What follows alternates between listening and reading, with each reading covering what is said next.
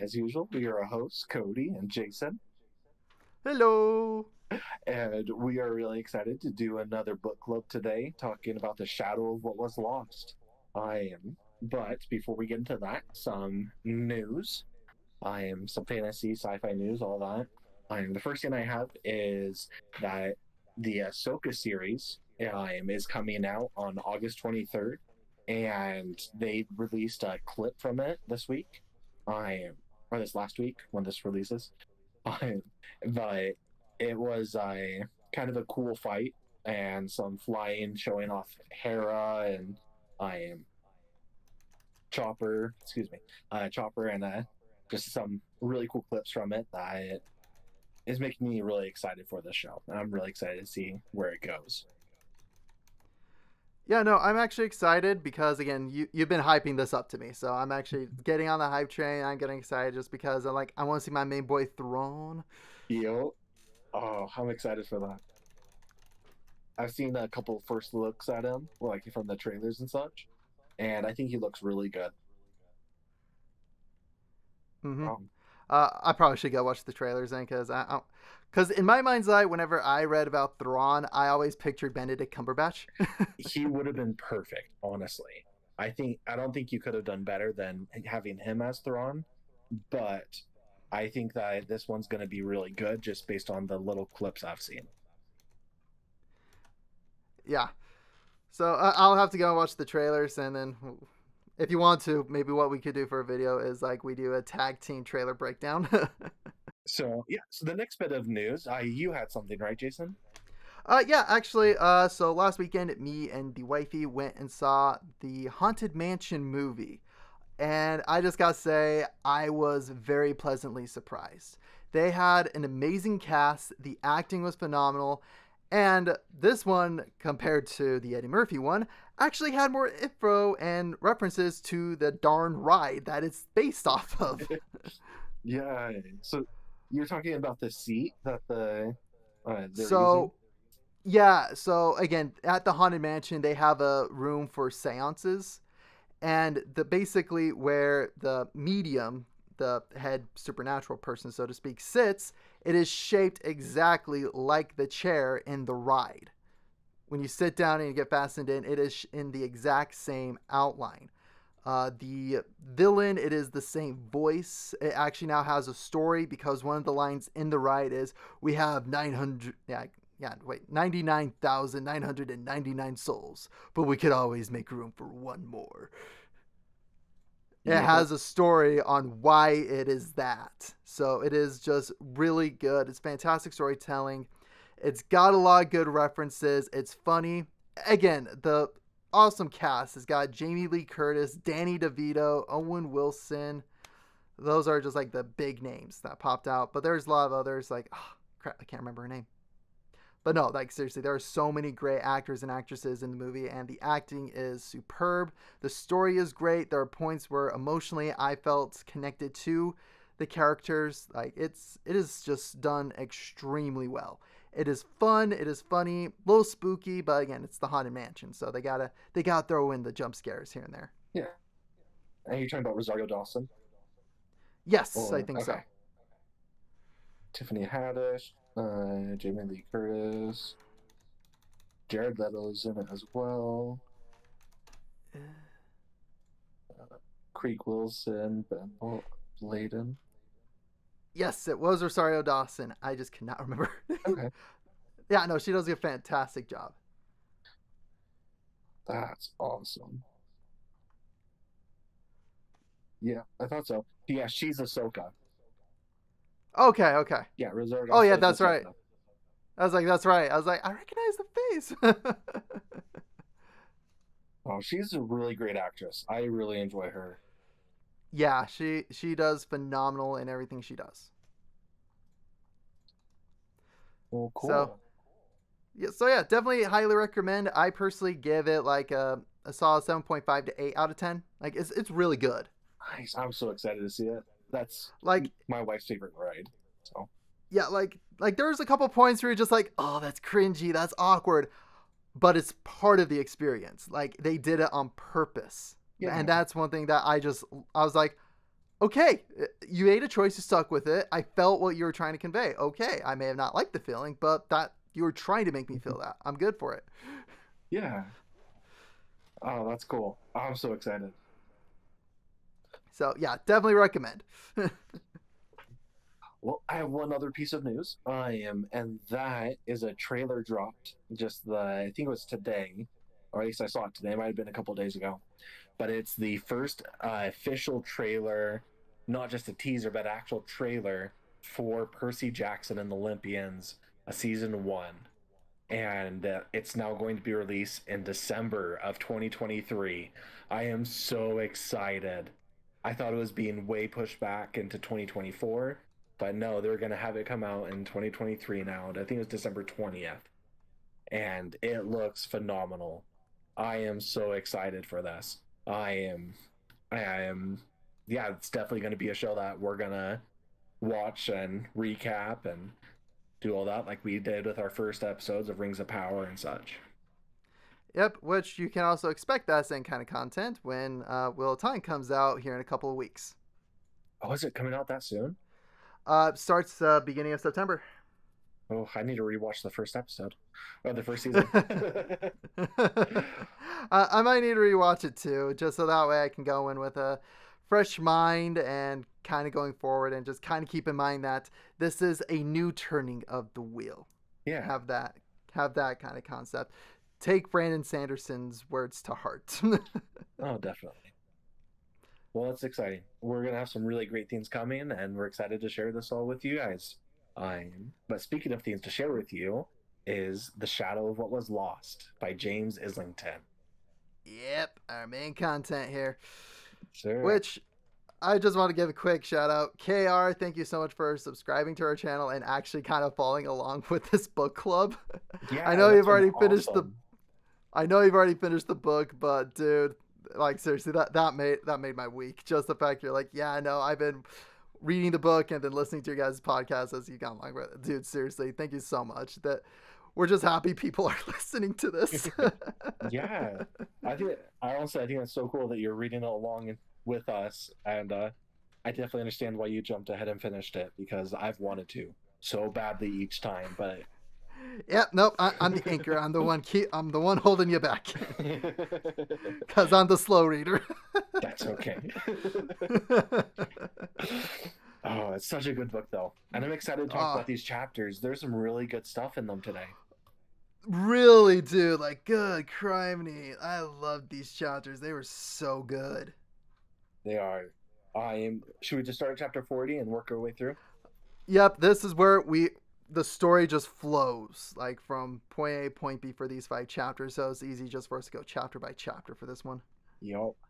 I am. So yeah, chapter 40, Caden. I am. Yeah, there's a lot. Like, take it away. What were your thoughts?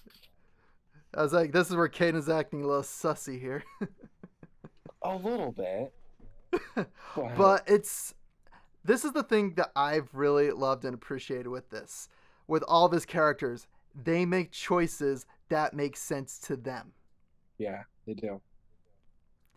And so Caden going through experiencing all this, you're like, I get it. I understand why he would think this way. Yeah. Um. So I thought it was really cool that they bring up all those things with his past, and it's all fulfilling. All those things from way earlier are all coming together. I am. This is definitely getting to the apex. Um. Mm-hmm. How so first when they first get there and he gets put in prison and then they meet I am was it Ilsa? I He think so. yeah, the evil guy Ilsa, yep. Yeah, it was tough because he got thrown in prison last podcast. Yeah. And he immediately talks to him and then we find out what he says. Like I And loved that. yeah, me too. I yeah, so basically what the Elspeth says to Tal Kamar or Caden, honored Lord, has the time finally come? Yeah. What? Oh, I have so many questions and theories, and just where is this going? This is where it's like, it's your Dark Lord theory coming to fruition, and I'm like, no. Oh, it's gonna be so good though. It's gonna be I really good. Like I'm enjoying. I really like these chapters because we're getting more of a Caden arc. We're We getting to are. Caden's arc, and I love it. So these chapters have done two major things for me. Mm-hmm. One made me realize that the main characters, so like Wur and Torin's the same person. Wur and Fabian Mm-hmm. are older than I thought. Okay. For some reason, I don't know. I does it say their actual age earlier on? Oh, good question. I don't know. Because in my mind, I kept picturing them as like Oh, mid teenagers, like 15. yeah, I was thinking 15, 16, but no, I think they might be like They're in like 18, 19. I think yeah, like late teens, early 20s, because it talks about how Word grew a full beard. And Yeah. and it was things like that one like, whoa, wait a second, okay. And then the other thing is with Talcamar and Caden, how even though he's probably hundreds of years old, is how it felt to me at the beginning. He's 20. They're all the same age. Not he might not actually be, but because his memory's gone and everything, he doesn't Physically. have yeah. Well, and mentally. Right now, mentally he is too. Where he doesn't have all of those hundreds of years that you expect of the old sage type thing. I mean, he's talking Uh, to Kara, to the princess, and he starts blushing and he doesn't know what to say and all these things with her that I didn't expect any of that because I always saw him as honestly like the Gandalf figure, but he just didn't okay. realize he was the Gandalf figure yet. And Okay. so I just didn't expect him to be so relatable and so young and how and inexperienced and just talking to a girl that he finds attractive. Okay. And I googled it. Davian's 16 years old. Okay. Because So either A, their genetics allow them to grow beards very quickly. I mean some people do are able to grow Yeah, some beards when people they're do. younger. Yeah, I so that could be a trait that they had in their hair, but uh, yeah, 16 years old. And actually, the thought that came to my mind is like, okay, yes, Talcamar's memory have been wiped. If this is true, and they're like 16, 17 year olds, he's still like Talcamar is still in one respect in body a 16, 17-year-old boy. yeah. So it makes sense why he would be blushing, why he'd be that socially awkward teenager. It makes sense. Yeah. His body may be it, but his body, and right now since his mind isn't completely there, it could work. Yeah. Okay, so I'm pulling for Wur specifically because I think Wur might be a little bit older. No, yeah, he's 16 at the start of the trilogy as well. Yeah, Cool. Okay, just curious. yeah, nope, it's good to know. So now we're into chapter 41. Or do you still have stuff on you want to talk about on 40? Because I just remember I'm. one thing. I'll go for it. Terrace. This chapter is actually I want to say more focused on Terrace coming from Mhm. Caden's perspective, where we see Terrace like interacting with the elders, with some of the people, some of the friends he still has on the council. Yeah, I thought that was a little odd. That he still has friends. I mean, yes, but also that they were so instantly accepting of him that they're Yeah. like, "Yeah, we'll hide you. Of course, we'll hide you." And it's just like, okay, it just Yeah. it felt a little convenient. Okay. Makes sense. I can see And that. I it people do that though. I'm not saying it's not realistic. It just as it went, I expected it to be a little All but bit one. more. Go ahead. I'll say one of them was not as accepting. Yeah, but even that felt a little flat. Yeah. These I didn't. feel like Terrace. Go ahead. Anyway, I was gonna say I feel like just this entire part with Terrace is like, okay, Terrace can take backseat right now. We're turning him into the Gandalf character, the wise old guy who you can trust. Yeah, I yeah. I feel like this part was a lot more of people doing things because the plot dictated it. Those characters, I am because they're not main characters. Whereas the Okay. main characters, they're fully fleshed out, but these other characters just didn't feel fleshed out. They didn't feel like people. They felt like doing things because that's just what the plot dictated needed to happen. Yeah, I can see that. Whereas like so this is the one thing that I loved and hated at the same time in Wheel of Time. Mm-hmm. They have they basically have a term for plot armor that makes it part of the world. It's called being Taviran, meaning that the will will actually shift and change things for their benefit. That's funny. That's Like such a it great way to do it.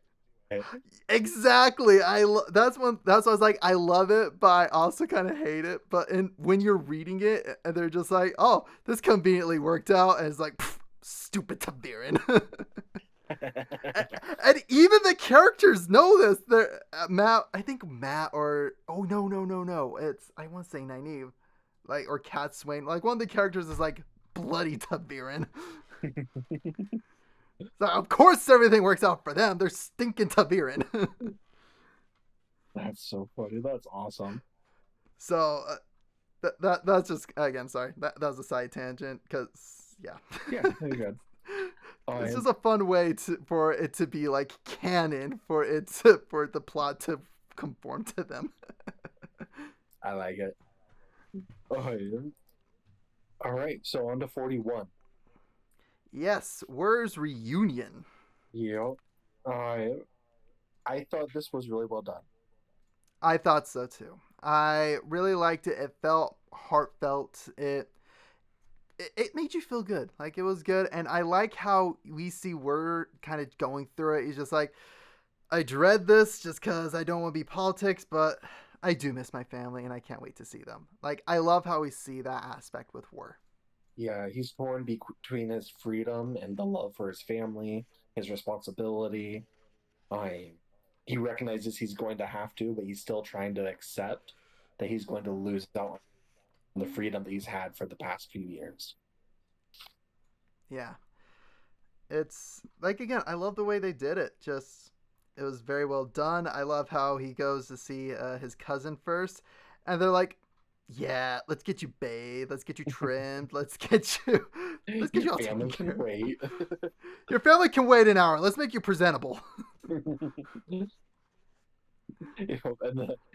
the tailor just being like, "Why are you, a prince, wearing this garbage? No." He's just like, "It's I comfy." and this is what I love. There's so many times where he does this, where he just puts a single line in that you know the conversation that happened. You can create the whole thing in your head, and it becomes some of the funniest parts because you're just like adding this thing that you're just like, yeah, I know how that went. Yeah, it very much leaves it to the reader's imagination to fill in that dialogue. And I love it. It's a good way to like one, it does speed it up. And Mhm. two, it gives the reader its own interpretation of things that was happening. Yeah, and honestly, I think it's my favorite thing that he does, and he does Yeah. it consistently, and it's really well done. It's not too often, like it Mm-hmm. doesn't do it every single page or anything like that, even not every chapter. Um, but he does it enough that you notice it and just go, I appreciate that. Yeah. Like it gives it like that montage kind of feel to it. Yeah, Where definitely. like as it's going, as you're reading through it, you can throw in your own music in your head as it's going through with the quick bursts of dialogue, and then You know, so, and then I love his interaction with his dad, his family, just and then he sees Asha again. Ash, yeah. And I still, this is the thing that I really love that he does is like, yeah, no, everybody believes that Davian's dead. So I guess I better get Terrace off scot free, Yeah. which in turn could be throwing Davian in the doghouse. Oh, 100%. And I'm very interested in how that's gonna go. I Me too. But I do really appreciate that Asha instantly just says, no, he is alive. And she tells him. I mean, it doesn't, it just says, he says, tell me everything. And so it's implied because we haven't gotten back to them. Mm-hmm. But you know that she told him what happened, that she saw Davian. And so they know he's going to come back. Oh yeah, and it's just I love. This is one thing that I do like with Asha that is very endearing, is the fact that she is stubborn, Yeah. especially about her friend's survival. Oh, yeah. And this is where it becomes very, very prevalent. Oh, sorry. I was looking at 42 and Okay. I had a problem with the start of it. I'm sorry. Mm-hmm. I felt like we had covered everything in 41. Oh yeah, we did. We're moving on to 42 now. We're back to Caden. I So my problem was that when I first read the start of the chapter, I felt like suddenly they were just talking to Caroline. Yeah, Mm. Lean. And I felt Kara. like it didn't. Yeah, Kara with a Kara, whatever. Um, that it didn't segue, and it went from them being and like talking to the mages to suddenly being there and talking to them. Mm-hmm. And I was like, what the heck? Like, I felt like these are two separate places that they were at. I know it's not, but it felt like two separate places. And they just suddenly transported over. And I just reread the intro part, and my mind completely blocked out that entire first paragraph when I read it last time. Oh So yeah. that one's on me. It was a good quick transition over. I was like, okay, they got through. It went surprisingly well. We're now here. We know everything in the past fail. Like they didn't get what they needed from the a council, so they are turning to the princess. Yeah, this is the thing you gotta. This is the one thing I've learned is just like what James Islington's writing. Is sometimes you just gotta go with it. You just gotta roll with it. If you miss something, it's probably on you. Yeah, He just goes so quick. he does, and it's because there's so much to the story, and I love it. That's good. Mm-hmm. And this is the start of where Kaden is just absolutely like, uh, Baller, man. Like, well, dude. yeah. Well, getting to that, but first it's where he's infatuated. That was what I was looking for. He's Oh, completely okay. infatuated with Kara, and it's really funny to see. And that's the moment where I realized I'm like, okay, no, this guy, even though he probably is hundreds of years old, he's a 20-year-old guy, or he's a late teenager that has no experience in this, and Mm-hmm. especially not with a princess. Mm-hmm. Makes me feel bad for Lark. uh, but then again, you also got to kind of remember too is okay. Imagine you're standing in front of a ruler, and she's pretty. You're like, she can technically take me down a peg, but dang, she's gorgeous. But she can throw me in prison, but dang. It's true. It's very true. It's just really entertaining, and like I said, I just didn't realize, and now I do. Mm-hmm. I But I really like how Kara through all this seemingly has two personas, and it's because Yes. it's her face, and then it's what's underneath. Mm-hmm. And what the thing I really like is that Kara has that face, this stone cold look, and she carries that all the way through until he saves her life. And then it's Yeah. gone. And it's so cool how they do that, where you see it, you see that stone cold. I mean, you've seen the other, so you know she has it. But from Caden's perspective, all he sees is stone cold until he saves her. And he is an absolute baller in that fight.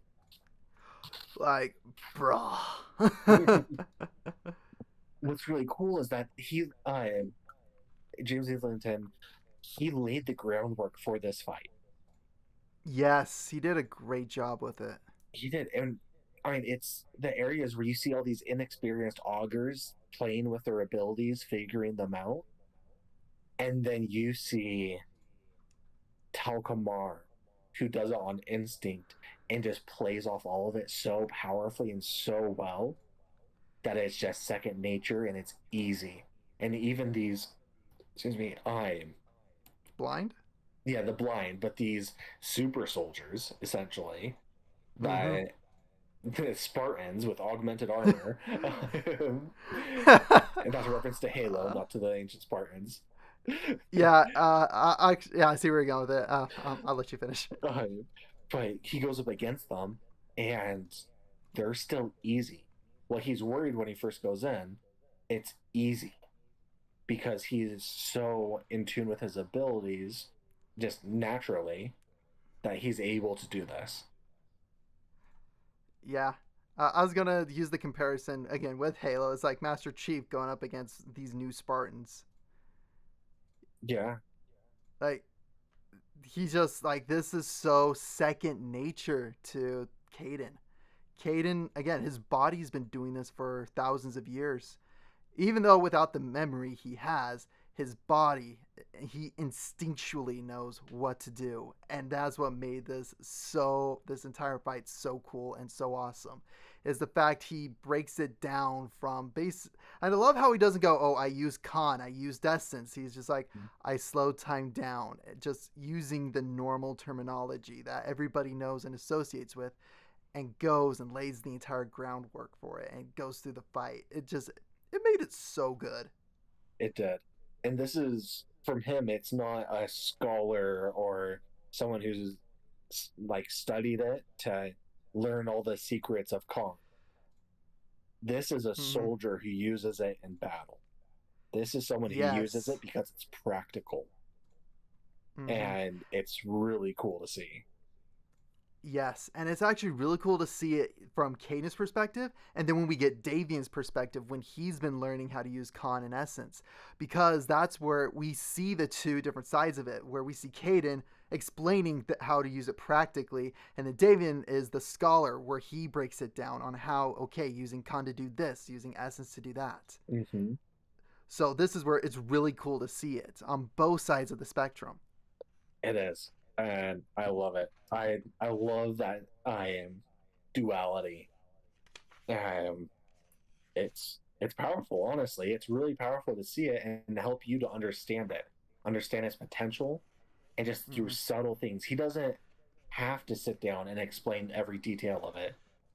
He just Yeah, shows it, and I love how he does that. me too.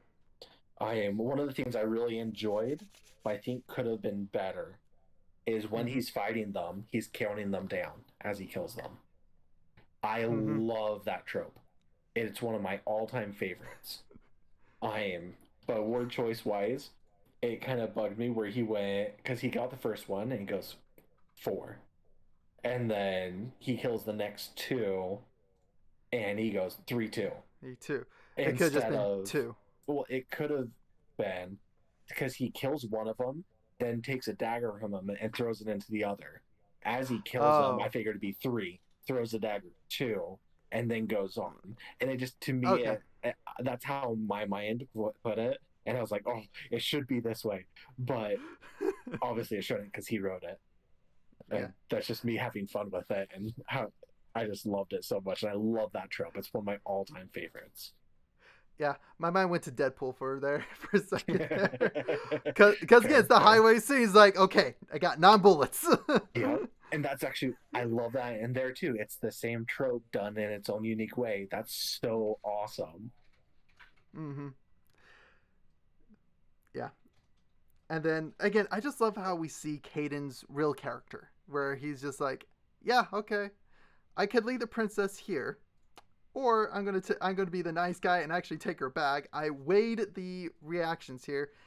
I'd rather suffer the consequences than let the princess die. Yep. Um, then he's just like, I didn't do it for a reward. I did it because it was the only choice. That is, the only choice. I can't just leave you. And that's how he And sees it. That's his genuine feelings. There was no choice. yeah. So now we're into chapter 43. Hold up. There is one more thing. Okay. One more thing? Oh, yeah, the trek back. No, the betrayal. Ooh, which one? From his vision. Okay. Yeah. I don't think I fully saw that coming.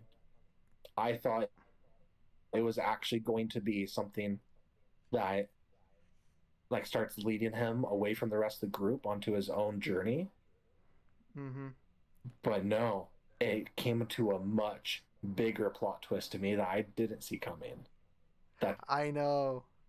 Yeah, so it's that this entire war, this intro part with the blind, is to kill him.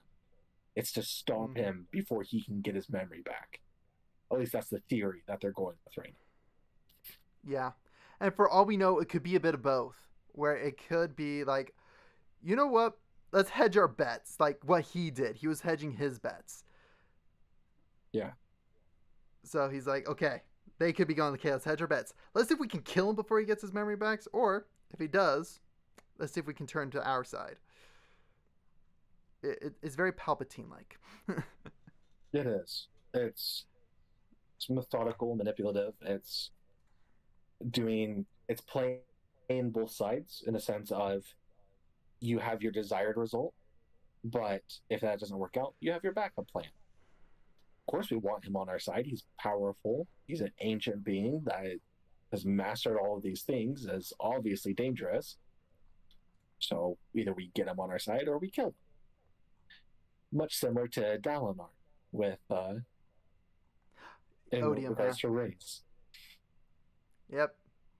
And yes, I just got With to. that, I will talk about that later. Anyways, we'll talk about that after the podcast. We can dive more into that. okay. But Yeah, dude, so now we get. Oh yeah, then he comes back and Terrace is like, I know what happened. yeah, And I love how Kay's like, okay, I'm coming clean. I'm picking your side because the other side tried to stab me. exactly. I know which side I'm on now, and I'm going to stick with it. And I like you guys a lot better because you're understanding and not trying to stab me right now when you have every right to. And I just love how Terrace throughout, he's just like, he wants to be angry, but he gets it. Yeah. And I really enjoy Terrace. I think he's a really great character to add to it. Mm-hmm. He just needs to be fleshed out more. Well, they're doing that. That's chapter Yeah. 44, revealing some secrets. Oh, yeah. With, Davian's end. Anyway. Mm-hmm. I'm saying I want more from the man's perspective. But Well, that's the thing. But that's what his character won't reveal it. Yeah, this is where I was like, but this is where it makes his character more interesting, more intriguing, because now he's more mysterious. Mm-hmm. And it's not just it's a mysterious character kind of way. It's this character is genuinely mysterious. This is his personality. He doesn't give information willingly. He has to like be forced to share information. I feel like there's no other option to reveal any kernel of truth. Like, he is a locked vault, man. Like, he is not saying jack unless it is absolutely necessary. And even then, he only shares what he feels they need to know in order to keep going with what his plan is. This is a very Dumbledore-esque individual in the sense of he's manipulative and shares information he needs to get the job done. And then afterwards it's like, oh yeah, by the way. Yep. So, all right, now we get into chapter 43, where it is the consequences of 42. Yes. Which I find is very interesting. Yeah. Very positive consequences. very positive. But again, I love how like during it, Kara comes in and is just like, all right, tell me the whole story. Don't bull crap me. Just lay it out. Yep. I got time. Tell me. And he does. And to his credit, he does.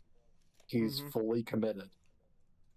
And then it just keeps building and starting to bind characters together, and it's going. I don't know. I think this chapter in itself, there wasn't a ton to say about it. I Other than it's developing the characters and tying characters together, whether it's to rip them apart later or to just build them stronger to see how they're a unified force going on. Yeah, it's just we see a lot more of Elric's jealousy come out here. Yeah, poor guy, friend zoned forever. Oh, dude, that it's rough. And this is the thing, and again, you gotta be Elric's gotta be thinking this too. He's like, I'm at least a knight. I'm her guard. This schlub is coming in and stealing the girl I like. You know, it's like, I like you. I feel like you are special and that you can do a lot of good for us, but you leave her alone. She's mine, buddy. And that's where they're like, technically, she's hers. Let her pick. You know, it's really sad. The poor guy. I just feel so bad for him.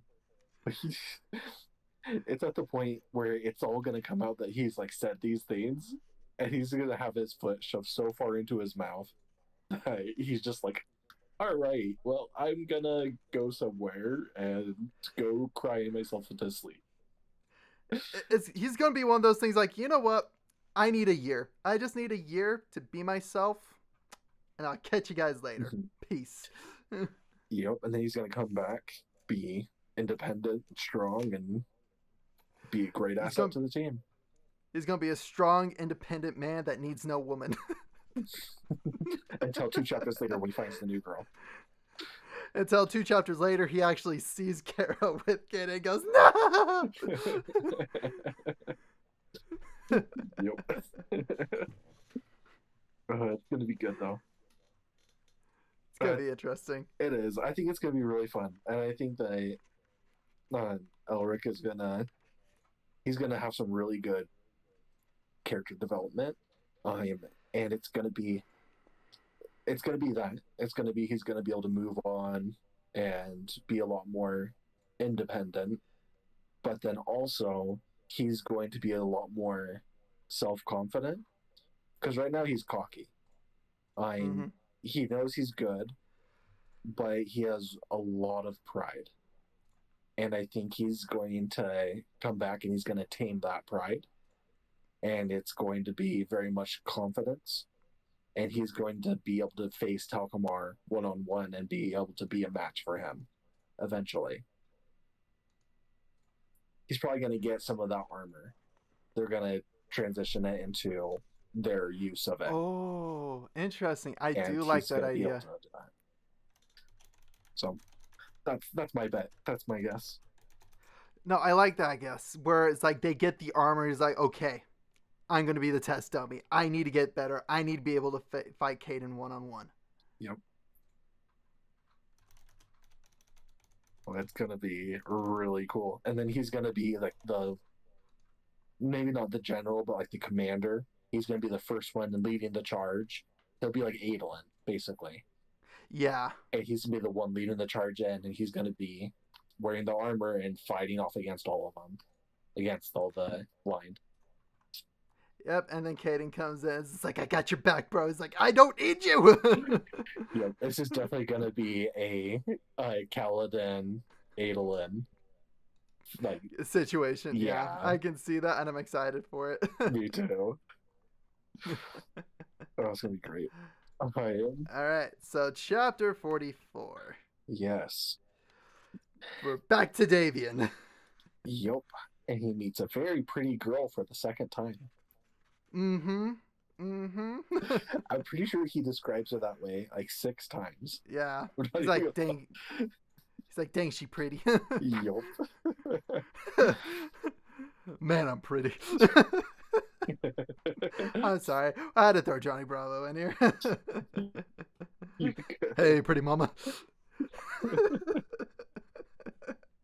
I haven't seen that in Hey, forever. pretty mama, do you want to know how to use this call on here?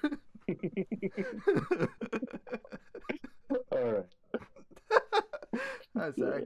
You're good. Uh, I'll stop right now. You're good. I'm just way too tired. I know. We got to make ourselves laugh here. You know. All All right. So, right. what do you So think of Ishel and what's his name, Delanius? Or they seem Delanus? very sketch, Yeah. but it's one of those like I do not fully trust them, as Davian does not fully trust them, but they might have some good points. But I can see them trying to manipulate him. I definitely agree. I think they're trying to manipulate him for their cause, Mm-hmm. and I think that they're spinning half truths. Yep. Um,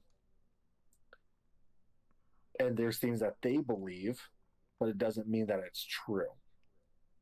Mm-hmm. And so I think it's really interesting that way. Um, I don't know. They really bug me. Oh, they bugged the living crap out of me. So at the end of the chapter, I'm like, yeah, Davian. Way not to simp for her. Way to not succumb to temptation, my friend. Way to go. Yup. I was actually really impressed that he's just like, nope, nope, I'm gone. Although I think the big part of it is like yeah, well, you drugged me. It's true, but this section actually brings up something. Mm-hmm. Did you notice the shift in him since the time he's returned? Uh, kind of. I've noticed that he's like a little bit more cocky, so to speak. It's cocky and it's manipulative. Mm-hmm. He seems a lot more callous to anything around him. I'm and yeah, go ahead. He's a lot more judgy, so to speak. Like this is where, in one respect, again, she really doesn't know. Well, okay, actually, she does know quite a bit, but it seems like she doesn't know, and so Davian is putting himself on like the higher prideful level of like, oh, child, you Yeah, think you know how to do this. I'm pretty sure she's got her own education, where her education was mostly on the streets, but you can still feel like the judgment he has, especially when she is using the reading ability on people so she can manipulate them. yes, I am. And a lot of it goes back to his training and Mm-hmm. how he was trained with it all, but I'm trying to put it into words how I feel about Davian's personality and personality change. I am because he is a lot more confident and he does put himself above her. I'm but a lot of that has to do with how he was trained. Is everything he did, he got, he had to earn it, and he had to essentially manipulate his way into getting it. Mm-hmm. And he's not going to reveal anything. And I was just really surprised that. Well, at first, I was surprised because he's like, he's going to trade that for that. Okay. And then AC goes, yeah, never mind. I'm not going to tell you. Just okay. And it was It's just like, all right, very, you prick. yeah, he is being kind of a prick. And he's very, like I said, he's just very callous. Yeah, And that wasn't a side to him that we really saw before. He yeah, was very, he seemed like he was a more caring person. But as he develops his augur abilities, he becomes so callous. And you see that the first thing he did when he developed his augur powers was he had everyone cut themselves so they died. He has a very dark side. yes, he does. And actually, I'm gonna say part of this could also reside in the fact that ever since he was at basically the mage school, he has been stepped on left and right and taken advantage of. He's been the one that's been manipulated. He's Yeah, never been the manipulator until he has these augur abilities where this is now an option for him. He now is taking it to, like, you know what? It's time to give these people who try to take advantage of me a taste of their own medicine, because he's done with it. He's had it. yeah, So that's where I feel like that's where the shift kind of comes in, is like now he has the power to do it. It's very much like somebody who's like, you see this kind of villain archetype a lot, where it's that bullied kid in school where now he's got the power to overthrow his bullies, and he also subjugate his bullies instead. That's what I feel like Davian is starting to do, is like, okay, now these people are trying to hold one over on me, not on my watch. that's fair. No, I agree. I agree, definitely. And I've been thinking a lot about something you said last time, Mm-hmm. and I think you're right. I think Davian is Telkamar. uh I think my theory wasn't that Davian's Talkamar, but the guy he was training with was Talkamar. That, or at least those two were always interconnected. That the two were always kind of going back and forth, and they were friends through all time. Oh, okay. I thought that we were talking about Davian being Telkamar. I am. Because so the reason I got to that when I was thinking about it, I was because I was looking at them as the polar opposites. Mm-hmm. So Davian puts on a nice face, but he has a very dark interior. He has that callousness that when push comes to shove, he's almost cruel with how he Mm-hmm. does things. Whereas Tal Kamar, Kaden, everyone sees him as the villain. Everyone sees him as this terrible person when his natural instinct is to protect, to help, to save. And so they're opposites. And this is where oftentimes you see in stories and such, the protagonist and antagonist, they are a reflection of each other. Okay. And so I think that's what this is in a lot of Okay. ways. This is, I think Davian and Talkamar are either reflections of each other, or it's that Davian, he develops further on into Talkamar. And I think it could be that he goes back in time. He goes, like, he starts going through, and then he gets captured by the main bad guy and serves him, and he develops into his number one soldier. He keeps going through time, and then he ends up fighting against him, is able to do that, changes, and he loses his memory. Hmm. Because Talcamar Caden is not in his actual body. That's Yeah. one of the things that it talks about when he talks to that guy.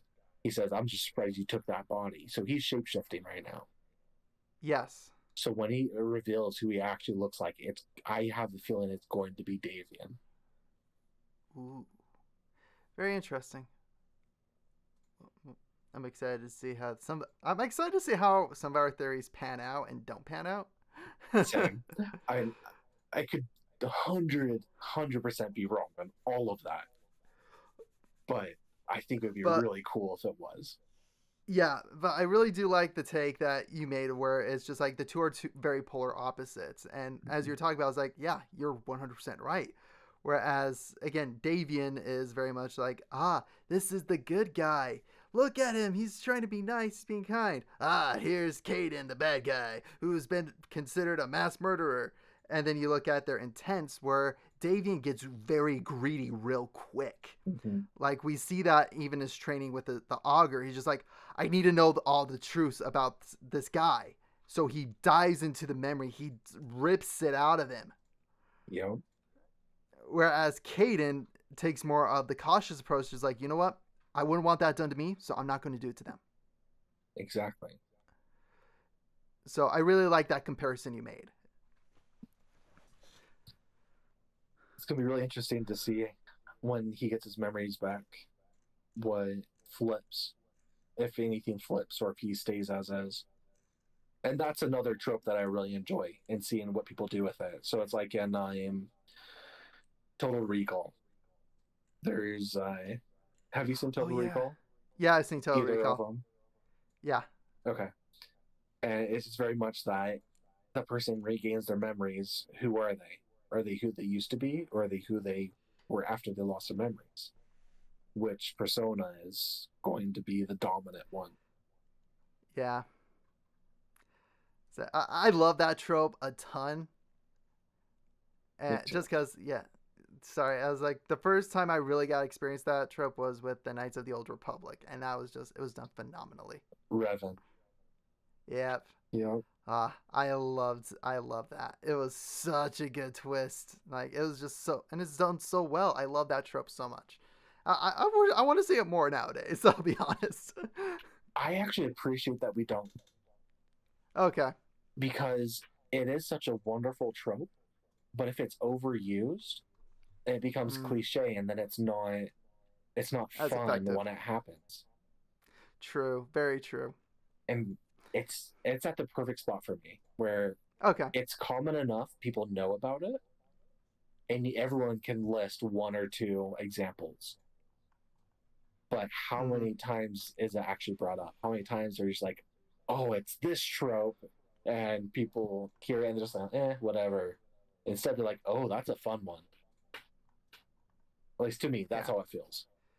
No, I again, as you brought, it, I was like, okay, I have to agree. I have to agree because if it's done too much, it's not as fun and interesting. When it's done just the right amount, where it's just like, oh, it's this trope, all right. But yeah, I think that's a good place to put the bookmark in for now. We will probably pick this up in a couple of weeks. We got 2 more episodes of book 1, and then we can give kind of like our overall fill of the book Yeah, as we go forward. excited about all that. And we'll talk to you guys next time. All right, thanks for tuning in.